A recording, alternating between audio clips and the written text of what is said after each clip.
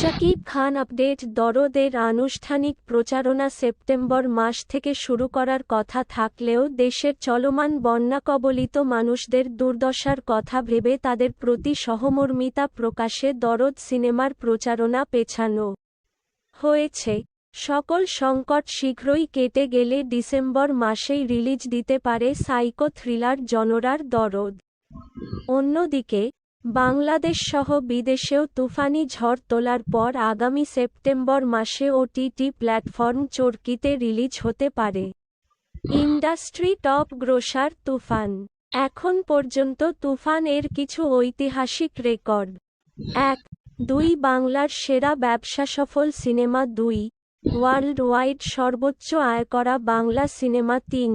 তুফান এর লাগে উড়াধুরা গান মাত্র এক মাসেই 100+ মিলিয়ন ভিউজ। পাশাপাশি গ্লোবাল মিউজিকে টপ 4-এ অবস্থান।